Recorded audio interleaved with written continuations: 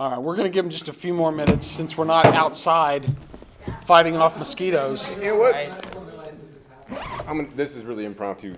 That's the wrong one. What I did do, and this is more of an intimate setting anyhow, and when they said, this is what we put together. Oh, yeah. So, this is the stuff, Pinocchio. All the boxing stuff that you're going to hear about, we have collected from Robert D. Howard's brilliant brain and output, and we created a set to commemorate it. I won't leave it up like this, but You have a Fightness pair on your thing. I have it in here if you need it. Okay. Yeah, that's that's cool. good. Yeah, that's true. Good point. We got Just the don't get books. your grimy Right. fingers all over the pages, all right? Yeah. You don't have dust jacket protectors on those things? Come on. I do. And actually, these are all signed. These are all signed by everybody. Too. Gotcha. So, It takes 4 collections to do it? To do all this? yeah, this is we're gonna. You know what? Hopefully, the question section will be. I hope you have some questions you can ask about things like that. And Unless you guys put me asleep, I don't know. we'll see. We'll see. No, we won't do that. The guy who did these covers, he's fairly recently passed away. But what he did is he painted these. It's Tom Gianni, and Tom is from where I'm from, Chicago, Illinois. Well, a little north of there. If you go into the Robert E. Howard's house right now, and you go into the kitchen, you'll see a little bulldog statue, and around that bulldog is that belt that I made, right, a championship belt. And Finn and I are in a pose that someone took a picture of us, squaring off old school. And I had it etched, and then I had a bulldog etched. Basically a friend of mine, Sam Dillon, he did the art. When I talked to Tom about this, he gave me a thing to read to everybody because he knew he was that close to passing. And he had said that one of the things that had gotten him through the past few years of his life was the Sailor Steve Costigan stories. And then when we talked about it, I've kept the correspondence because it was kind of powerful, right? I mean, it was an emotional thing to hear this gentleman who's passed and was in excruciating pain at times. This fighting spirit of that character actually helped get him from point A to point B to point C. And, he wanted to share that, so I shared it with everybody. You remember that? Yeah. And I admit, I had a little bit of there was something in my eye. I couldn't. Still there, I think. Yeah. And, I think back whenever I see these covers, number one, they're such in the spirit of the time, right? Yeah. They capture so nicely the content, the feel, the life of the era, as well as the stories. So this isn't a part of this is just me talking. But I wanted to put them up here because I think when people see it, wow, 4 volumes, right? 4 volumes. Yeah. And there was a bunch of stuff that's probably been lost to time in the old trunks that were burned up and whatnot. We don't know. But Robert E. Howard, for sure, there's a lot of work here that he put in his short life. Yeah, So, the Sailor Steve Costigans by themselves, not the other boxing, not the other characters, just the Costigan. That's a 2-volume set. yeah, that's right. That's 2 volumes. After Blood and Thunder, working on this was the thing I'm most proud of all the stuff that I've done So in Howard Studies. is this for the blood or? After Blood, yes, it was for the microphones. But if you need me to be your cut man, I'll totally. I'm a bleeder, so. I think we should probably get this rig rolling. Yeah. Don't you think? Arlene was gracious enough to let us use this area. Yes. First thing she asked me was, "Well, how long is this gonna last?" Yeah, she needs to get to bed. Well, welcome everybody to hallowed ground. Wait, that's not. Hold on. No, it is right. We're at the church. It's just not the hallowed ground we usually speak of when we're talking about the ice house. Somebody asked me today about the railroad, or asked somebody about the railroad, and we had a quick conversation about it. The ice house was actually part of the yardstick of civilizational development in small towns in Texas, because when ice was able to be made commercially and in large blocks and in quantity, you could then freeze perishable items and send them farther away than down the street. So ice was one of the things in small towns that made things.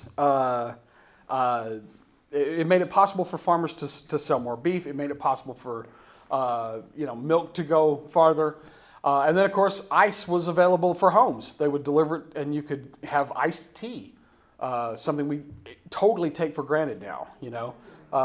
It's weird to think that 100 years ago, if you wanted ice, you had to chip it off of a block. But the other thing that the ice house did was it built there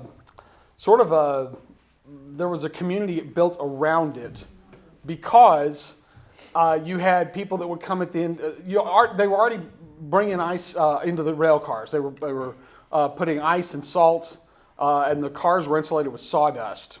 And so these rolling refrigerated cars were loaded regularly with these large industrial blocks. Well, at the end of the week, the tool dressers from the oil fields and the cowhands who'd been punching cattle all week would wander into town. They had a week's worth of pay with them, and they would need an adult beverage in Prohibition.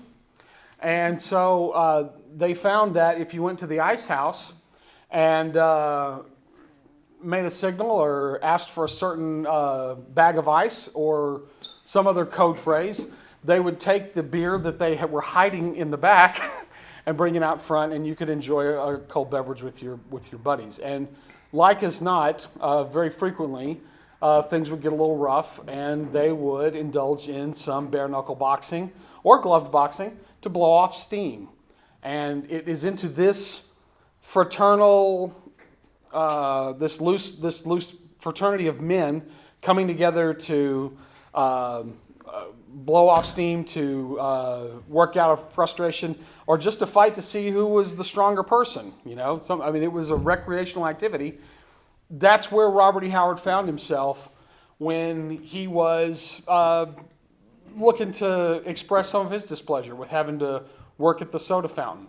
He was into physical culture. He made himself exercise and built up his muscle, and he was a lifelong fan of boxing. And so this was a natural place for him to be. Sorry, I keep wanting to gesture. Right back here was where. So that's why we do this thing at the Ice House. That's why we talk about it, because boxing was a seminal influence on Howard's life, on his writing, and we get together to talk about this every year because I think it's one of the overlooked aspects of Howard's life and personality. So welcome to Fists of the Ice House. My name is Mark Finn. This is Jeff Shanks. This is Chris Gruber.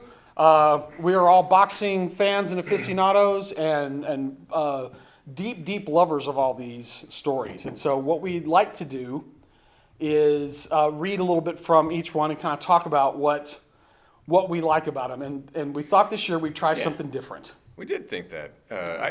One of the things that, before we begin, we always actually find somebody in the crowd to come up and have a go. And I saw that gentleman over there in the back.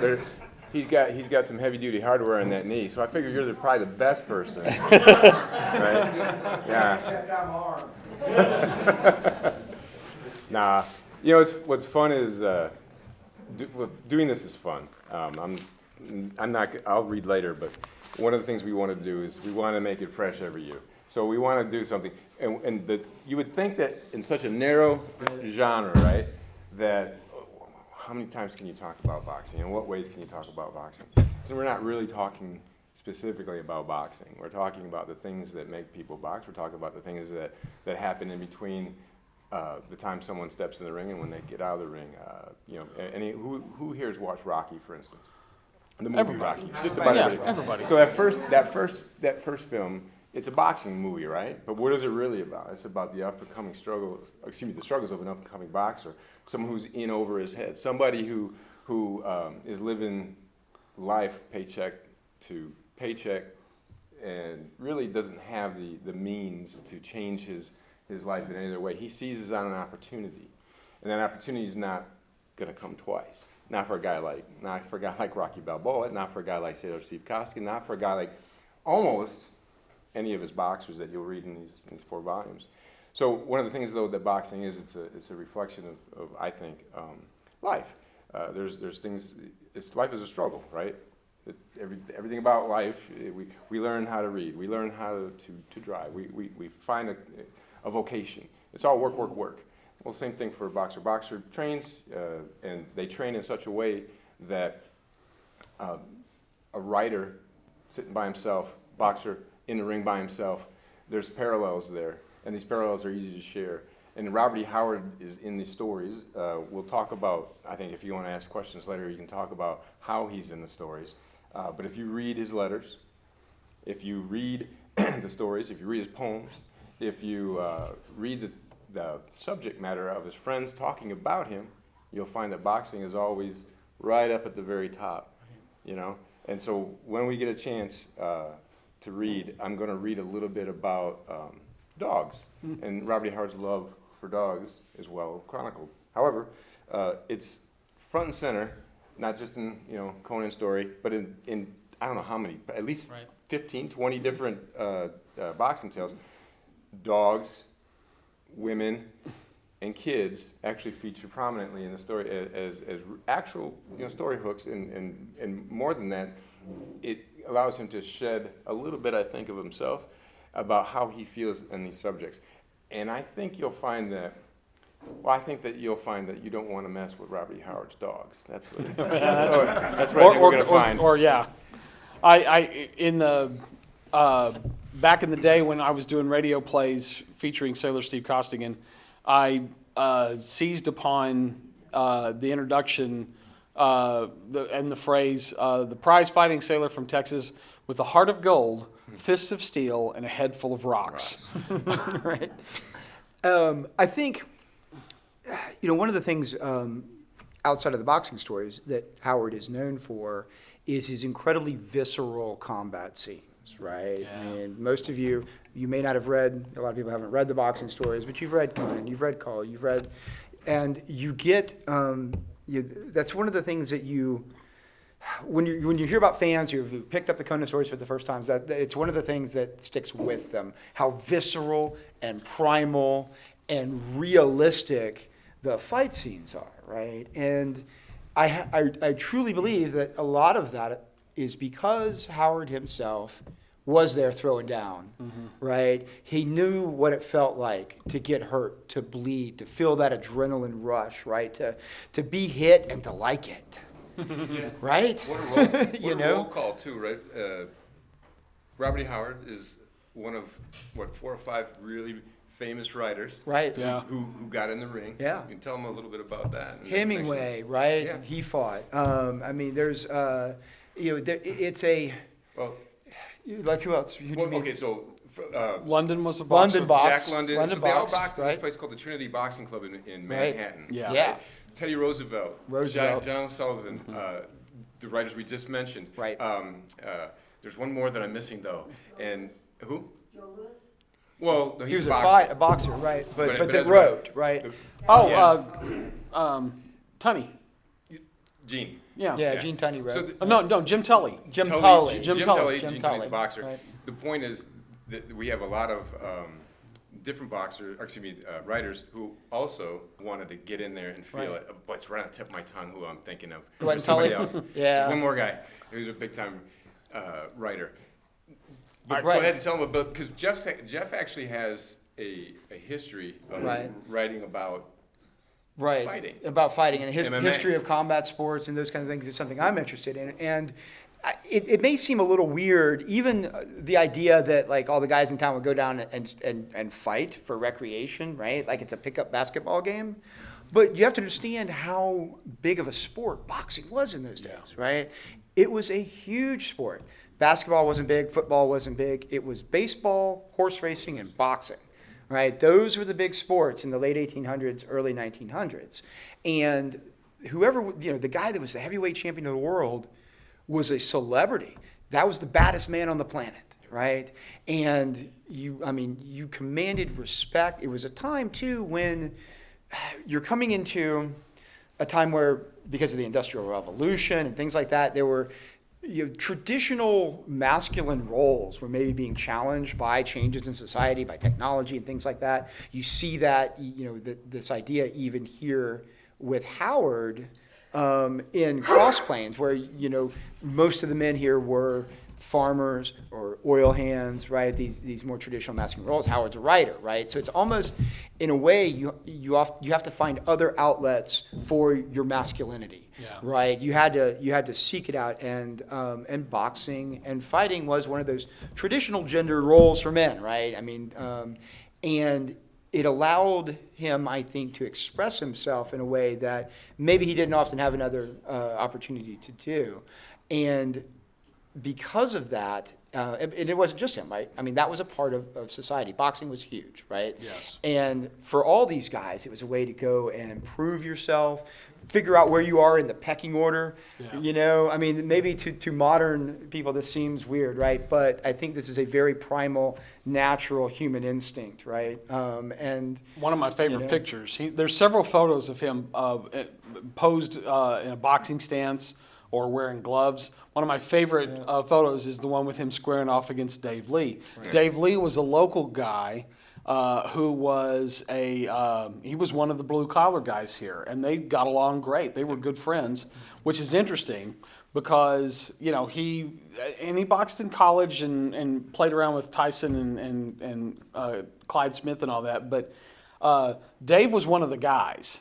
There was no, he was in. He didn't have to prove himself or nothing. Right. He was a big guy, and so I'm almost positive. We don't really know exactly how Howard got into the ice house and doing that. I'm almost positive Dave pulled him in. It seems. Yeah, likely. It seems the most likely. Yeah. But the fact that Dave said this is Bob. He's going to be drinking beer and fighting with us later. That sort of.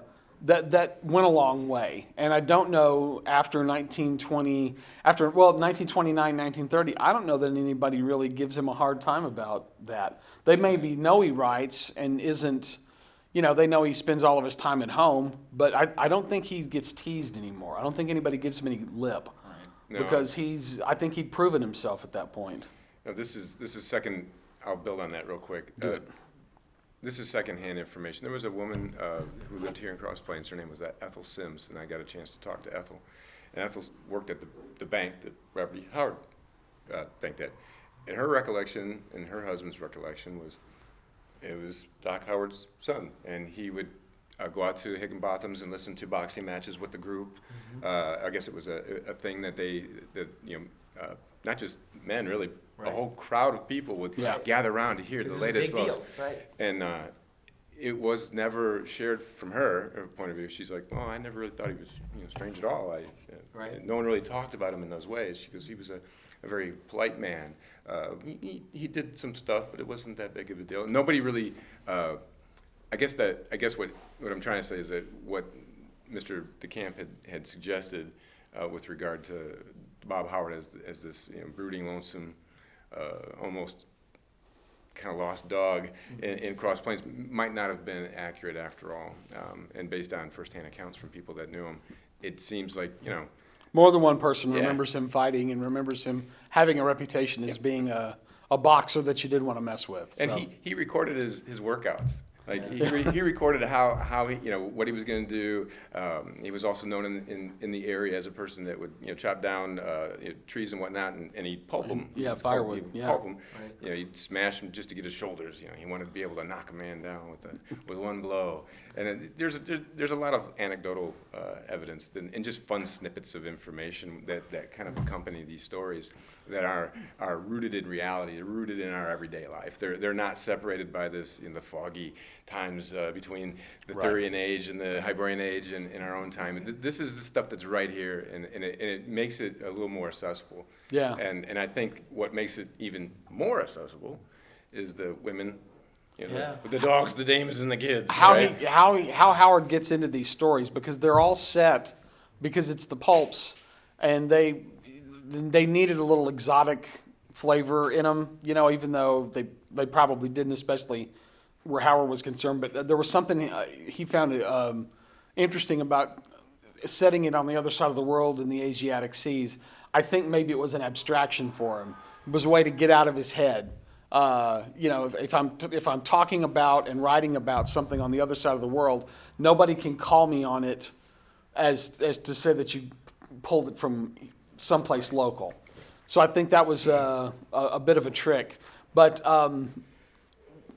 what his Sailor Steve Costigan character is a prize fighter of the ham and egg variety. He's not a scholarly boxer. He's not a ranked boxer. He's a rough and tumble guy. He's the sailor on the merchant vessel, the Sea Girl, and he's the champion of the Sea Girl. And that, for him, that's good enough. Knowing that he's the toughest guy on his ship is really all he sort of aspires to. He makes money in ports, picking up fights when he can. And even though that's sort of his side hustle, more often than not, he gets into trouble when he listens to his heart instead of his head.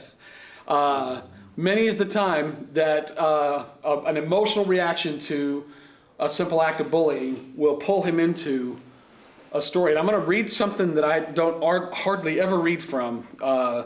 This is from a two-fisted Santa Claus. This is a really good example of the kind of things that Steve does that starts the story off and frequently gets him in over hot water. And I think it goes without saying that the language in these stories is very reflective of the 1920s and very reflective of the pulps and very reflective of the time period. That being said, I don't believe that we should omit the language. I'd rather we talk about it and talk about why it's bad now.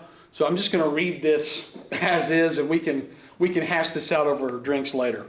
I'm going to need a minute, guys. I haven't done this in a while. Let's see.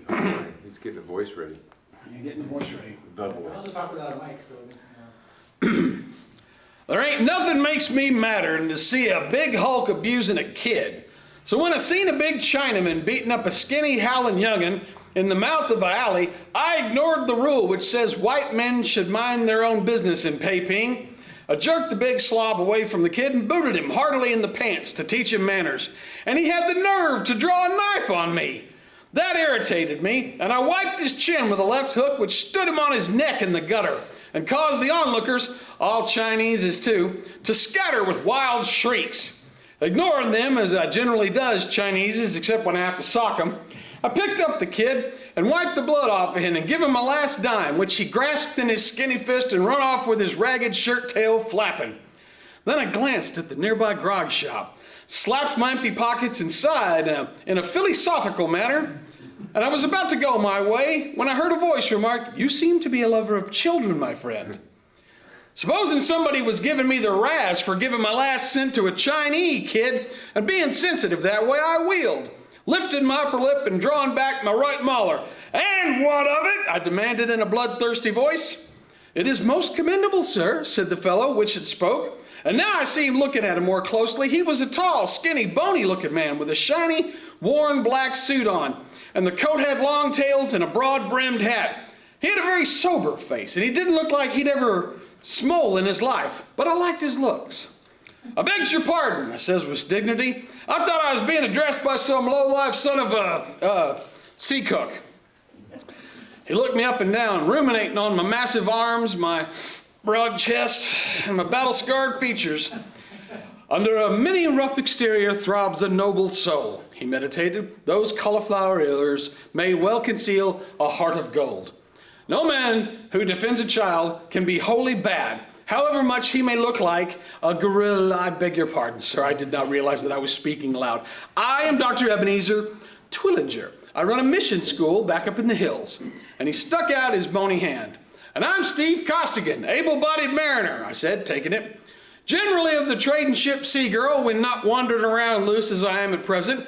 And this here's Mike, my white bulldog, the fightingest critter in the Asiatic waters. Shake hands with his reverence, Mike. Mike done so, and the missionary said, I gather you are at present unemployed. Would you consider a small job for me? I could not pay you much, but anything for a little dough, I said. Well, he said, twining his bony fingers together, I am in the habit of giving the mission children a regular Christmas. By golly, I said, tomorrow is Christmas Eve, ain't it? I plumb forgot all about it.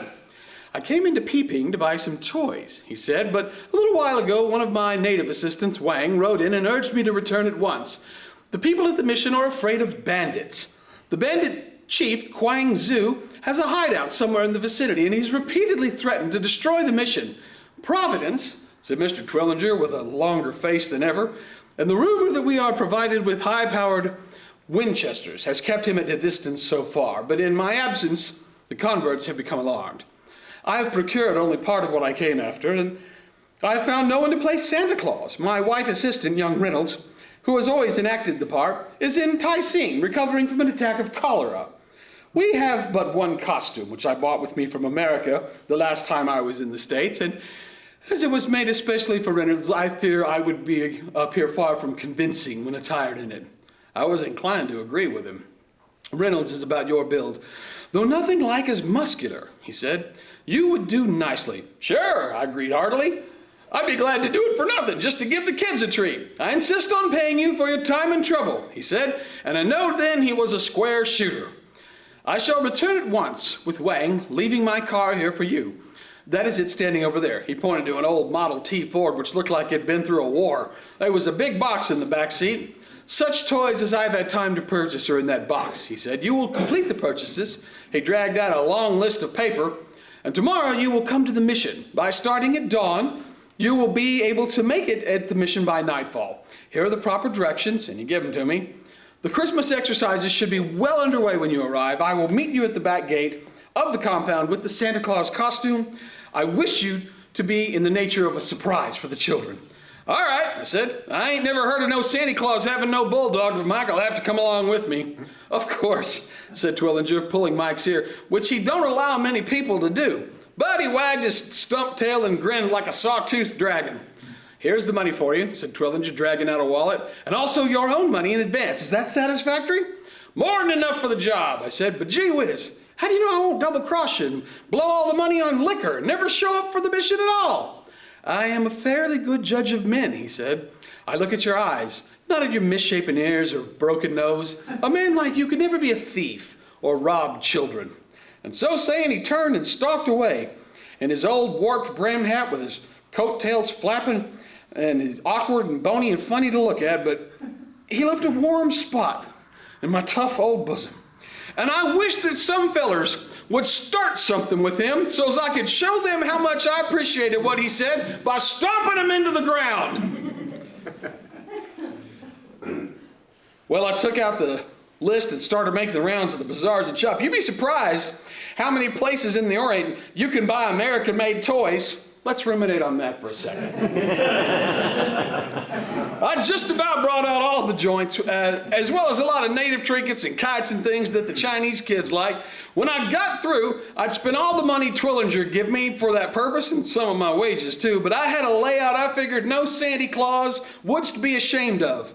I was just concluding a dicker over a doll in a shop down at the quarter where lots of white men hang out. Them Chineses will skin your eye teeth if you don't watch out. When I heard an incredulous gasp, and wheeling, I seen Spike Hanrahan, a tough a mug as ever walked the deck of a whaler, glaring at me with amazement and disgust. I was struck speechless by his expression, and when he turned and made a beeline for a saloon across the street, well, knowing his intentions, I give a roar of rage and charged after him.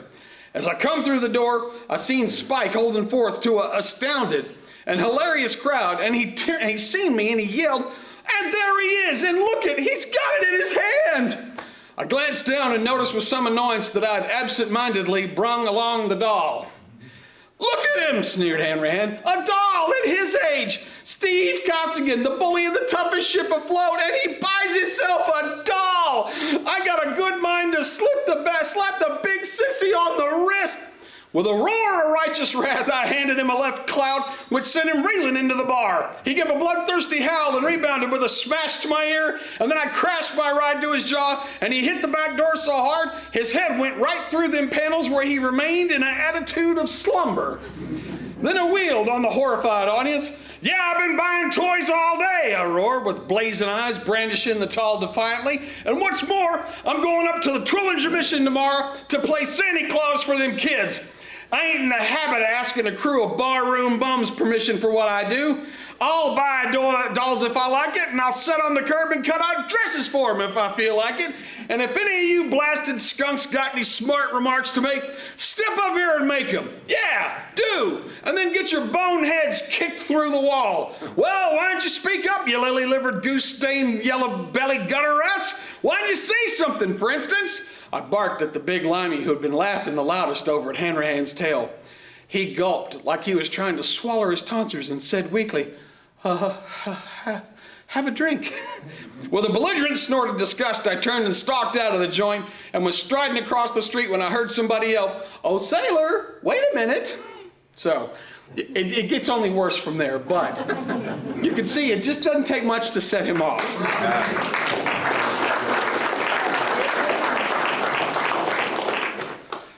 I have set the bar. All right, yeah. All right. Thanks for coming, folks. All right, I cannot top Mark. That will never happen. But I will do the best I can here. Let me get this and pull this up here. Hang on. Come back here. All right, so I'm going to be reading from another Sailor Steve Costigan story. This one is known as the Fightness Pair. Right, it was also published as Breed of Battle in Action Stories. And this story, give a little bit of a background here. Sailor Steve, he's in port in Asia, and we all know about his dog Mike, who's got a reputation, but he gets in port and he hears tale from another sailor that there's another dog in town, a fighting dog named Terror. Right, and so right away, this other sailor's trying to talk Steve, and listen, you gotta have Mike fight Terror, and obviously Steve doesn't want to have any part of that. He doesn't believe in dog fighting. It's cruel, right? It's barbaric. So the story goes on a little bit, and word gets out, and about this, and Steve's out and about, and he's walking down the alleyways of the seedy port town, and he hears a commotion in one of the alleyways. It sounds like somebody's being attacked, right? And so he goes in there, and because he's Sailor Steve, he's immediately got to go and help out. Let me pull up the right passage here. Richie's Terror. All right. So he hears somebody screaming for help. In English, right? Help, help, these Chinese is killing me. Hold everything, I roared, jerking up my sleeves and plunging for the alley with Mike at my heels. Steve Costigan is on the job. It was dark as a stack of black cats in that alley. Plunging blind, I bumped into somebody and sunk a fist to the wrist in him. He gasped and fell away. I heard Mike roar suddenly and somebody howled bloody murder. Then wham! A blackjack or something like it smashed on my skull, and I went to my knees. That's done you blasted yank, said a nasty voice in the dark. You're a liar, I gasped, coming up blind and groggy, but hitting out wild and ferocious. One of my blind licks must have connected because I heard somebody cuss bitterly. Then wham! Again came the blackjack on my dome. What little light there was behind me, and whoever was slugging me could see me better than I could see him. That last smash put me down for the count, and he must have hit me again as I fell. I couldn't have been out but for a few minutes. I come to myself lying in the darkness and filth of the alley, and I had a most splitting headache, and dried blood was clotting a cut in my scalp. I groped around and found a match in my pocket and struck it. The alley was empty. The ground was all tore up, and there was some blood scattered around, but neither the thugs nor Mike was nowhere to be seen. So Mike's been dog-napped, right? Now we've got, I guess Mike is the MacGuffin in this, right? We got to rescue Mike. Now, the guy that told him about the dog fight earlier, that's his first suspect, a guy named Darcy. So Costin goes and accosts him and starts pummeling him before he realized, Darcy, I had nothing to do with it, right? Finally, Steve puts up a reward for his dog. He writes out a reward poster and posts it up.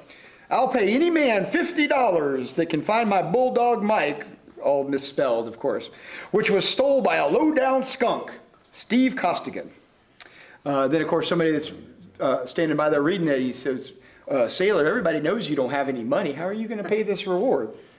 So he goes and he adds to the sign, P.S. I'm going to get $50 for licking some mud at Ace's Arena, and that's where the reward money's going to come from. S.C. So he's going to go have a prize fight now to get the reward money for Mike. But the word's out on this reward. So he shows up to have his match against a British fighter named Limey Greason. Right? So as he's having the fight, as the match is going on, all of a sudden some of the locals who saw the reward poster start bringing in random dogs. A chow, a terrier, right? And he's in the middle of this fight, and people are bringing dogs in all the time. Here it is, Mr. Costigan, where's my reward, So we'll read some of this. That's not my dog. We'll jump in here a little bit. All right, so he's fighting Greason. Let's read a little bit of the fight itself, because this is always good. All right, I walked back to my corner at the end of the first round. The crowd was growling and muttering restlessly, and the referee said, fight, you blasted yank, or I'll throw you out of the ring. Because he'd go and he'd punch Greason a couple times, and then somebody come running in with a dog, and he'd be like, oh, wait, is that Mike? No, that's not Mike. And go back to the fight, right? So, what's the matter with you, sailor? Said Bonehead. That's in his cornerman, waving the towel industriously. I ain't never seen you fight this way before. I'm worried about Mike, I said. Bonehead, where all does Darcy hang out besides the European club, right? That's the guy that he suspected of stealing it. He goes in, hang on, let me find a spot here. Darcy's a hard egg. Yeah, Darcy is a hard egg. There's the gong, you mutt, yelled Bonehead, pushing me out of the corner to get back out there and fight, right? For cat's sake, get in there and fight. I got $5 bet on you. I wandered out in the middle of the ring and absentmindedly wiped Limey's chin with a right that dropped him on his all fours. He bounced up without a count, clearly addled, but just as I was fixing to polish him off, I heard a racket at the door. Let me in, somebody was squalling. I gotta see Mr. Costigan. I got one fellow dog belong along him. Wait a minute, I growled to Limey and run over to the ropes to the astounded fury of the fans who rose and roared. Let him in, Bat. I yelled at the feller at the door, all right, Steve, here he comes. And a Chinese kid come running up the aisle, grinning like all get out, holding up a scrawny brindle bull pup. Hear that one fellow dog, Mr. Costigan, he yelled. Oh, heck, I said, that ain't Mike. Mike's white. I thought everybody in Singapore knowed Mike. At this moment, I realized the still groggy Greason was harassing me from the rear, so I turned around and gave him my full attention for a minute. I had him backed up against the ropes, bombarding him with lefts and rights to the head and the body. When I heard Bat yell, here comes another one, Steve. Pardon me a minute, I snapped to the reel and Limey and run over to the ropes, just as a grinning coolie come running up the aisle with a white dog, which might have had 3 or 4 drops of bulldog blood in him. Me catch him, boss, he chortled. He'd find white dog. You have to apologize for the little bit of stereotyping here, but Me catch him, $50. You catch him, I kick in the pants, I roared with irritation, blaming all that ain't Mike. At this moment, Greason, which had snuck up behind me, banged me behind the ear with a right-hander that made me see 1,000,000 stars. This infuriated me, so I turned and hit him in the belly so hard I bent his backbone. He curled up like a worm somebody stepped on, and while the referee was counting him over, the gong ended the round. So this goes on, and more dogs come out, and it turns into, this is... the referee was roaming around the ring, cussing to himself, and Ace was jumping up and tearing his hair. Is this a prize fight or a dog show? He howled. You've ruined my business. This is the promoter. I'll be the laughingstock of the town. I'll sue you, Costigan. Catch him fine dog, Mr. Costigan, shouted the Chinese, holding up a squirming yowling mutt, which had done its best to bite me. You deluded heathen, that ain't even a bulldog. That's a chow. All right, so... all right, so he goes on and on. And as he's still distracted by the dogs, all of a sudden, look out, sailor, roared the crowd. I hadn't heard the gong. Greason had slipped up from me behind and turned just in time to nail me on the jaw with a sweeping right-hander. He started from the canvas. Wham! The lights went out and I hit the canvas so hard it jolted some of my senses back into me again. I knowed even then that no ordinary gloved fist had slammed me down. Limey's men had slipped him an iron knuckle duster on his hand when they had his glove off. The referee sprung forward with a gratified yelp and began counting over me. I writhed around trying to get up and kill Limey, but I felt like I was done. My head was swimming, my jaw felt dead, and all the starch was gone out of my legs. They felt like they was made out of Tyler. My head reeled, and I could see stars over the horizon of dogs. 4, said the referee, above the yells of the crowd and the despairing howls of Bonehead, who'd seen his $5 fading away. 5, 6, 7. There, said Limey, stepping back with a leer. That's done you blasted Yank. Oh, where we heard that before? Stop. Something in my head. That voice. Them same words. Where'd I heard them before? In the back alley off of the Tungan Road. A wave of red fury washed all the grogginess out of me. I forgot all about my taller legs. I come off the floor with a roar which made the ring lights dance and lunged at the horrified Limey like a mad bull. He caught me with a straight left coming in, but I didn't even check an instant. His arm bent and I was on top of him, and I sunk my right mauler deep in his ribs. I felt his heart throb under my fist. He turned all green all over, crumpled to the canvas like all his bones had turned to brother. The dazed referee started to count, but I ripped off my gloves and I pounced on the grasping warrior. I sunk my iron fingers into his throat. Where's Mike, you gutter rat? I roared. What'd you do with him? Tell me or I'll tear your windpipe out. Here, squawked the referee. You can't do that. Let go of him. I say let go, you fiend. He got me by the shoulders and tried to pull me off. Then seeing I wasn't even noticing his efforts, he started kicking me in the ribs. With a wrathful beller, I rose up and caught him by the nape of the neck and the seat of his breeches, and I throwed him clean through the ropes. Then I turned back on Limey. You limehouse spawn, I bellered, I'll choke the life out of you. Easy, mate, easy, he gasped, green-tinted and sick. I'll tell you, we stole the mutt. Fritz Steinman wanted him. Steinman? I howled in amazement. He wanted a dog to fight Richie's terror, gasped Limey. Johnny Blinn suggested he should take your Mike. Johnny hired me, and he goes on, so they stole Mike to go and fight this prize fighting dog, Terror, right? So at this, Costigan takes off for the dog fighting arena, to get there to save Mike before he's killed by Terror. This is all he cares about is his dog, his best friend, right? Let me fast forward here real quick, and we'll wrap this one up. There we go. Where we go? Let me find it here. Multitudes. Yep. There we go. So he gets there at the dogfighting arena, and look out, boys! Here comes Costigan. He's on the kill. The crowd yelled and scattered like chaff before a high wind as I come plowing through them like a typhoon, slugging right and left and dropping a man at each blow. I was crazy mad. I didn't care if I killed all of them. In an instant, the brink of the pit was deserted as the crowd stormed through the exits, and I jumped down into the pit. 2 dogs was there, a white one and a big brindle one, though they was both so bloody you couldn't hardly tell their original color. Both had been savagely punished, but Mike's jaws had locked in the death hold on Terror's throat, and the brindle dog's eyes were glazing. Joe Ritchie was down on his knees, working hard over them, and his face was the color of paste. There's only 2 ways you can break a bulldog's death grip. One is by deluging him with water till he's half drowned and opens his mouth to breathe. The other is by choking him off. Ritchie was trying that, but Mike had such a bull's neck, Joe was only hurting his fingers. For gosh sakes, Costigan, he gasped, get this white devil off. He's killing Terror. Yeah, sure I will, I grunted, stooping over the dogs. Not for your sake, but for the sake of a good game dog.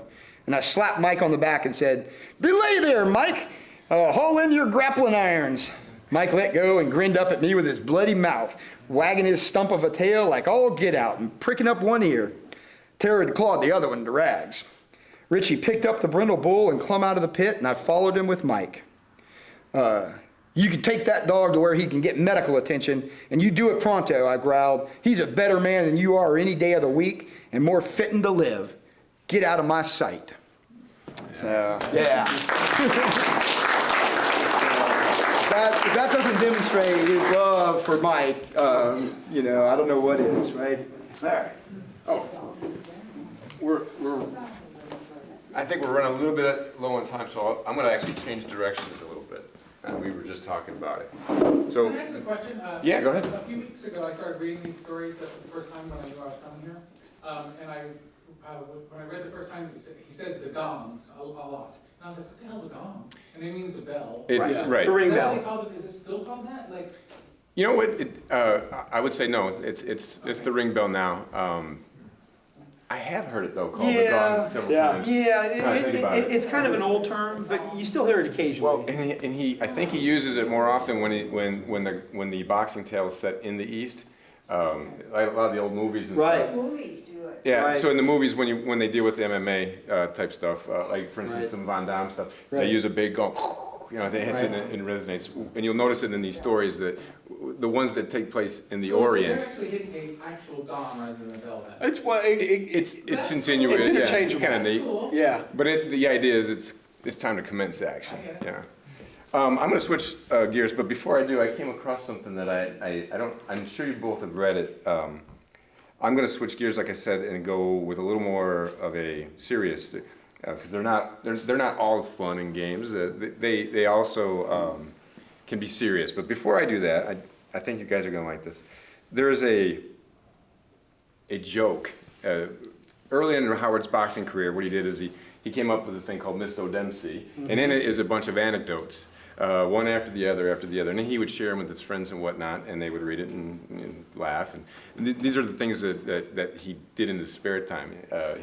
He would list boxing jokes, or he would list fighters who he liked and what their strength was. You know, this guy's got a right, this guy's got a left hook, this guy's strong, he's got endurance, and all these different. This is what he was doing, practicing his typing by typing out boxers' weights, who the top 20 was in a particular weight class. So this is really part of him.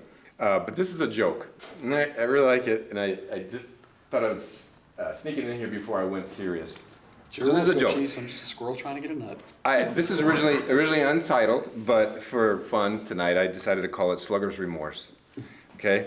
Hey, I hear your girl gave you the gate. How come? Well, force of habit, answered the morose slugger. Well, how come force of habit? Whenever she'd put her arms around me, I'd forget where I was and I'd start infighting.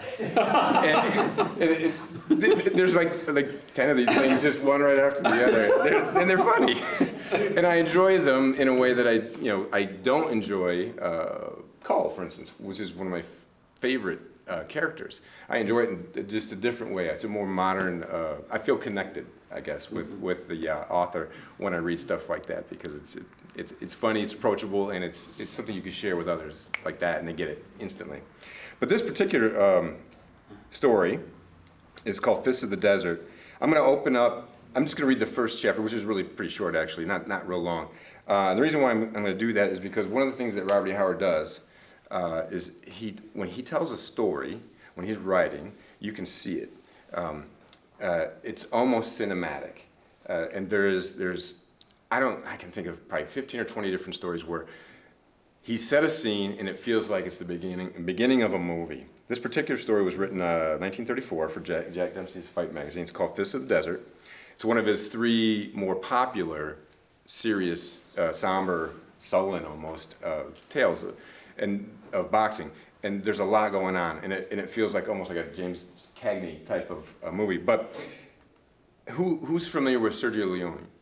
Oh, yeah. Okay, so there's a movie, I'm trying to remember the name of it right now, and I think I have it written down, yeah.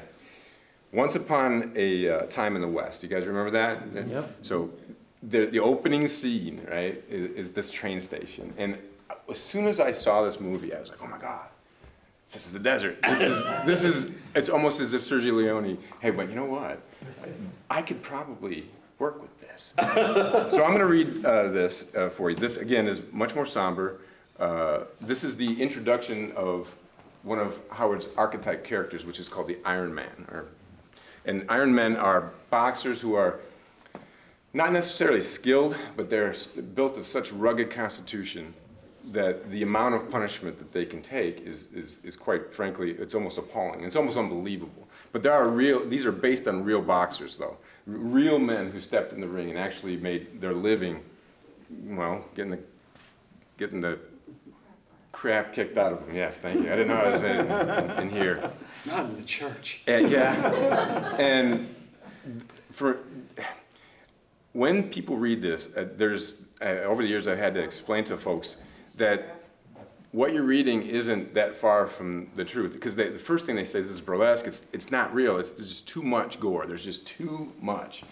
And I'm telling you that historically there are boxers, and even today there's boxers whose constitution allowed them to make their money by overcoming unbelievable vicious beatings. I mean, whole newspaper articles dedicated on front pages to this fighter who lasted six rounds with Jack Johnson, for instance. And the whole point was, could they knock this guy out? And that's how they made their money. And the matches would just go on and on and on. Well, it depends. It depends. But yeah, depends on who the fighter was. Right. Okay. That's where you gotta get 5 rounds. Say again? You gotta get 5 rounds, or was he gonna? 6 rounds Yeah. usually. There are a whole host, and we can talk about it when we've got more time. But there's a whole host of these boxers that made their living this way. So this is one of the entrants of Robert E. Howard's Ironmen, and there's quite a few. In fact, I would argue just about every one of his truly enjoyable boxers are Ironmen in their own way. So, thinking in your mind, kind of keep that movie, Sergio Leone, keep that in your mind as I read this. So, Desert Man. A small railroad station, its sun-blistered paint cracking in the heat. Across the tracks, a scattering of adobe huts, a cluster of frame buildings. That was Yucca Junction. Yucca Junction, baking in the desert that stretched from horizon to distant horizon. Dreary with clumps of withered greasewood, blinding with patches of alkali. Here and there, barren hills rising like the bones of prehistoric giants.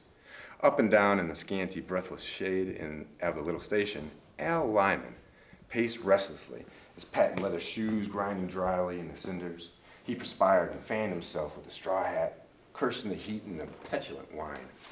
A small man, Lyman with narrow, stooped shoulders, cheap, flashy, a product of the city slums, predatory beak of a nose, kind of like mine. Gimlet eyes whose reflection of shrewdness was offset by a retreating chin. Tin horn was written all over him. Cheap chiseler was his brand to any man who knew the breed. His meal ticket lumbered beside him. Big Spike Sullivan, well known to the habitués of the Barbary Street AC, that's the athletic club. Shoulders like an ox, big hands hanging low, half open like an ape's, matted with stiff black hair, a sullen, lowering face, jutting jaw, small, murky black eyes. He was as incongruous in the present setting as Lyman was, a product of the Pennsylvania mining country, where the teeming masses struggle for existence against the stifling of overpopulation. His real name sounded nothing like Sullivan. He glared around him as he shuffled up and down with Lyman, both men walking because moving was more tolerable in that heat than keeping still. Sullivan hated the bigness and emptiness of the country, which dwarfed him and imbued him, even in his dull brain, with a vague sense of his own insignificance. He scowled at the tiny town across the tracks, at the man just visible inside the sweltering waiting room, and at the mongrel dog under a bench beside the station wall. Well, the dog mistook the man's glare. He stretched himself and came from under the bench, wagging his tail. Sullivan cursed him away stormily. At the impact of his angry rumble on the stillness, the man in the waiting room came to the door, and he surveyed the strangers impersonally. He was as much a part of the scene as they were alien to it. He was as tall as Sullivan, though lacking something of the pugilist's bulk. But he was clean-cut, forged in a mold of sun and desert that had bronzed his skin and stripped all surplus weight from his lean, wasted, thick-chested frame. Tranquilly, he folded his massive arms and stared off across the waste to where, miniature in the distance, the train, for which all three were waiting, was struggling up a long grade. Now the dog trailed after the strangers, dejected, but still hopeful of a pat on the head. Sullivan reached the edge of the shade, turned suddenly, and fell sprawling over the surprised canine, rasping his hands in the hot cinders.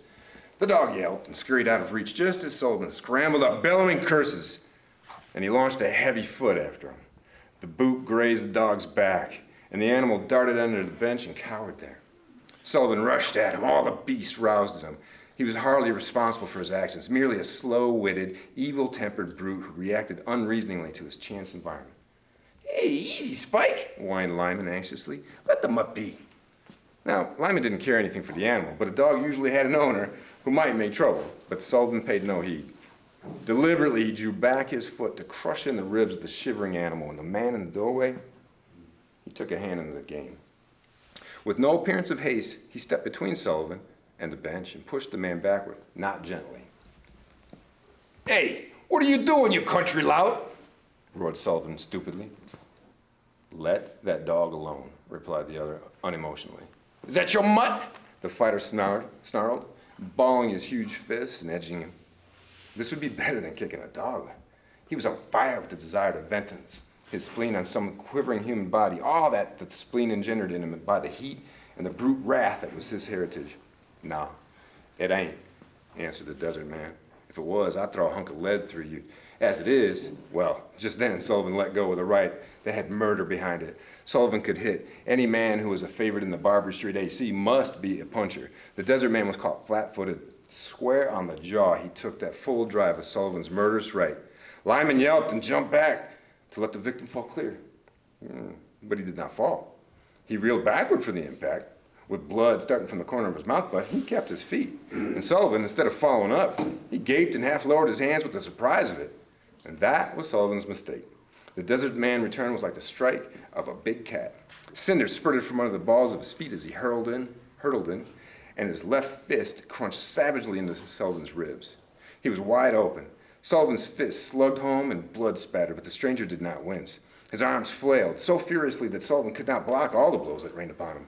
No man had ever stood up and outslugged him in the Barbary, where the toughest ham and eggers of the West Coast displayed their wares. The stranger knew nothing of boxing. His blows were swings, but each carried behind it the weight of the broad shoulders and the drive of the muscular thighs. He seemed built of granite and steel. Sullivan's fists tore skin and brought blood, but the man shook them off, redoubling his fury. Desperation grew in Sullivan's eyes as his breath began to whistle between his teeth. There's no way. No human could take what he was handing out as this man was taking it.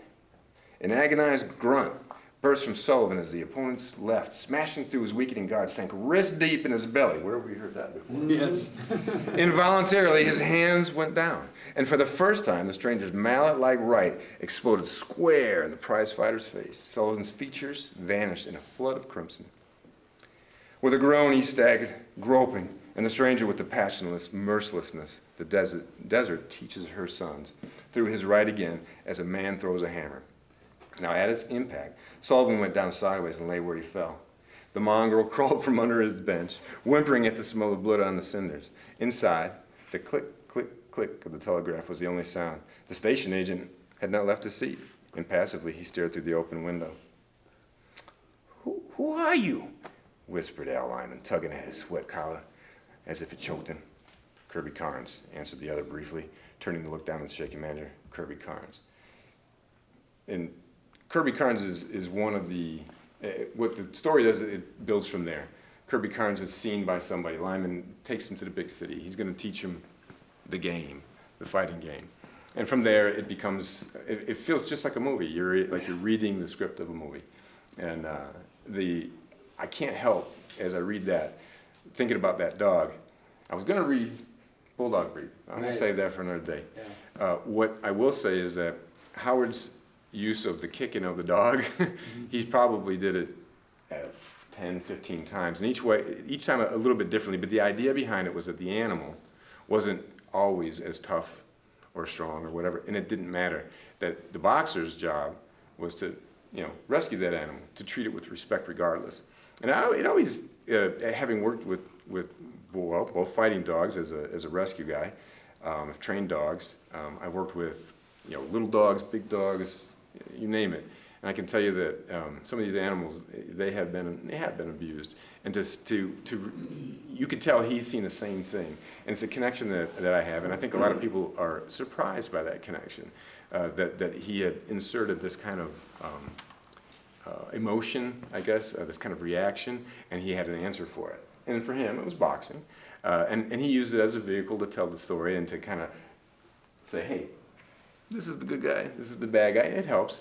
But in the end, dogs play a part in the stories in such a way that they become almost co-stars in movies, really. They're front and center, whether they're a big, powerful dog or they're a weak dog. It doesn't matter. And it's just another way for Howard to connect with his fans. And I'll tell you what, it's 2023, and I still like dogs, and I think most people do. So when you read these stories, it's like an added bonus. So I wanted to go a little more serious, I guess, and so I went with that one. It's a good one. So.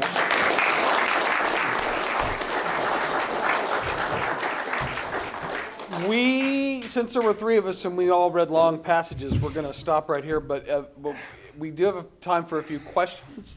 If anybody has any questions about the boxing stories, or if anybody would like more information about anything we've talked about here. Yes, sir. So I've read that those were his best-selling things where he was writing. Is that right? Well, they were.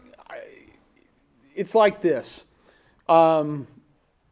Fight Stories, Fiction House, paid their authors on acceptance. Wright and Weird Tales paid after publication. So he would accept a story, and then it would go through a process of sitting 2, 3, 4, or more months. And then when it showed up in the magazine, Howard would get a check. So Action Stories and Fight Stories magazines happened right at the time. Fight Stories appeared right when he was needing money. He'd made a bet with his parents or a deal that, I have a year to make it as a professional writer. If not, I'll go make good on my degree. Yeah, my bookkeeping degree. And so right about that time is when Fight Stories appeared on the stands, and within 6 months he had written and started and was submitting and got paid. It was also the doorstep of the. It was right on the doorstep of the Great Depression. Yeah, that's right. It was right. Yeah, when the Depression hit, everybody kind of fell back to a quarterly schedule, and so there weren't as many books going around, and so Howard had to diversify. But he wrote boxing stories for Fiction House and other companies for most of his writing career, and so. When the boxing stories kind of went away, he had shifted over into the funny westerns, but they still paid on acceptance rather than publication. So at a time when Weird Tales owed him, depending on who you talk to, $750 or more, some would say it was thousands. He was still getting a paycheck every time they bought a story for the boxing. And they were certainly some of his most prolific stories, Yeah. right? And if you combine them with the humorous westerns and just look at his humorous stories in general, It's interesting that we're not talking about that was Robert Howard his as a bread and humorist. butter, right? Yeah. I was shocked at how funny they were. Yeah. A lot of people feel Welcome, that way, and welcome to our world. that also though, what you asked and what you answered, the amount of money that he got on acceptance floated him for the opportunity to go ahead and create some of the other characters that we know and love, Cole and especially Conan, excuse me. And without that money, that may not have happened because again, that was the Great Depression and. Money was scarce. Yeah. These are the stories that paid the bills. That's right. The bills. Yeah. Yep, they kept him in ham and eggs. You had your hand up. Before the stories were printed in magazines as individual stories, so you guys put them together in these books, right? Before you put them in the books, they were never put together. Not like this. They were. There's a couple of collections. There were a couple of collections of. Over the years, pieces and parts have been reprinted in fanzines, and then they did a collection of some of the unsold Costigan stories that they turned into Dennis Dorgan stories. And It was another collection of the serious ones, Iron right, Man. the Iron Man. Right, that was a grant. It wasn't until the '90s that a small press publisher named Necronomicon Press first put together these Costigan stories in one thing. And so there were only 4 issues of Robert E. Howard's Fight magazine. There were supposed to be 8, but those 4 issues were really a godsend to us because They were. we'd never had access to that before. And we were looking, I remember meeting you and talking to him about this, and we were hoping for the other issues to come out. Right. So these were edited by Rusty. super heavyweight champion of the world at the time, Rusty Burke. Yes. And we were waiting for the other volumes. I think there was going to be like 8 or something. There like was going to be 8, and the problem was with Mark Michaud. He ended up Yeah. having some personal stuff that kind of got in the way of publishing. But the mid '90s was when the first time we saw more than one. We'd seen Pit of the Serpent in one of the Glenn Lord books, but this was Pit of the Serpent and then a bunch of other stuff. And so that was the first time that we'd seen that. But even that wasn't all of them. Right. So this is the first. This is all the boxing stuff Right. that you can get. And those weren't what you would think of as proper books either. They were chap books, basically. Soft cover, stapled booklets, basically, from a small press. Yeah, it was very not proper It books, wasn't a book right? thing. They were they were reprinting the artwork from the magazines. It was great. It was Yeah. so awesome. But they were there. They were in I print loved at least, holding you know? those little books. They're square. Right. And I had. I know. It was like the holy grail for me. Like, I can't wait till the next 4 come out. But they never did, and I was so frustrated, which set us on this path because nobody seemed to want to talk about the boxing stuff, and I couldn't believe it because there's so much. I did a couple of chapbooks where I talked about. I took excerpts from his letters because he talked about boxing all the time, Yeah. and in such a personal way, sharing so much information. And I'm like, well, this is really important. We should be talking about this. I would make every year at Howard Days, I would make like a little checklist or a questionnaire or whatever, and ask people, try to generate excitement. And 2 people held that excitement with me. Mark Finn here and the other was Leo Grin. And between the 3 of us, we decided in Rehoboth, we were going to hammer, this is the Robert E. Howard United Press Association, we were going to hammer home the importance. But it wasn't enough just to say it was important. We decided we were going to treat it seriously. And we were going to investigate it in a scholarly way, but present it in an approachable, fun way. So we tried to do a balancing act. So you had the academia on one side, and you had the popular fun on the other. And it seems to have worked. All of you, if you've not heard any of the Sailor Steve Costigan Violet Crown stuff before, I recommend it. There's a recording online at the Cromcast, and if you'll do a search for Violet Crown radio players Waterfront Fists, I want to recommend that to you. That was done with a full cast audio and done sort of in the style of an old time radio play. And it's one of my favorite things. I met my good friend Ben doing that. Ben was covering the Violet Crown radio players, and I roped him into that. And I think Breed of Battle was the first thing that he worked on with that. He got to do sound You're effects. Mike, right? Yeah, It was Waterfront Fist, I think. Waterfront. Okay, it was Waterfront Fist. Whichever one had the Swedish boxer. Oh, that was well. They both have them. Sven's and all that stuff. Yeah. Yeah, Viking of the gloves. Yeah. Yeah. Anyways, any other Yeah, questions? Are we? Yes. Do we know what specific type of bulldog Mike was? This is Okay. It's hot. The great debate. It's not a debate so much as typically he's drawn as an English bulldog, but Chris and I seem to think that he's more an American bulldog in the style of Petey Right. from the Little Rascals. But without the eye thing, probably. Yeah, minus the goggle. The monocle. Who was the guy that did the cross country trip in the car? He had a bulldog with him. so we. It wasn't Steinbeck. That's Travels with Charlie. Oh, He had a Model T and he drove across the country with it. Right. And he had his bulldog with him. And he even got goggles and a riding cap to wear. And that dog would sit in the front and just kind of, do that. That style of dog was very popular at this time. I did an essay about this, in fact, and I came to the conclusion it would be what we call an American Pit Bull Terrier now. Yeah. In the truest sense, and that is not the giant dog you see now that's Herculean in size. This is an agile, small, very, very strong dog in the 35 to 50-ish pound range. He's described in the bulldog breed as having a stump tail. Actually, in a lot of the stories, he's got a Right. stump tail. He's got bow legs, like he's a bow-legged angel. Bench-legged cannibal. Cannibal, that's another way. And so probably an American Pit Bull Terrier. So what I did is, at that time that he was writing these stories, American Pit Bull Terrier was America's dog. Yeah. It was used in, for World War I and World War II propaganda in a positive way. And what they used, it was a, what do they call those? Like some kind of bill, like a poster bill. Yeah. And Right. it's a white pit bull with a little tiny brown spot.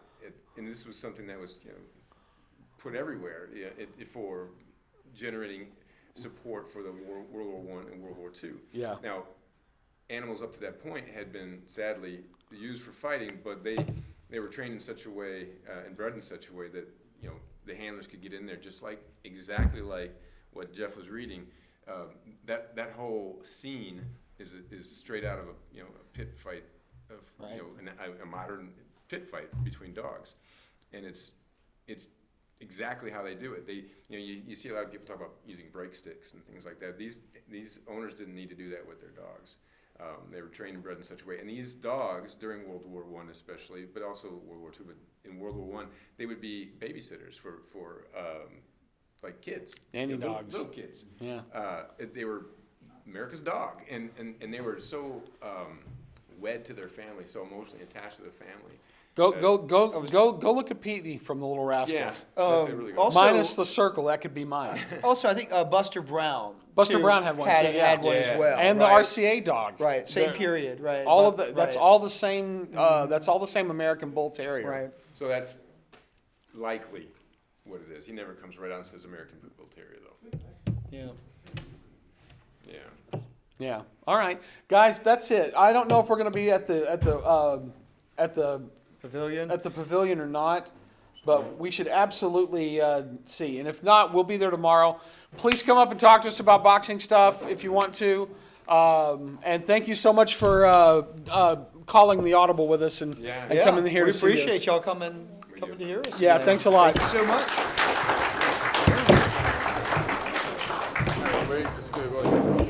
Oh yeah.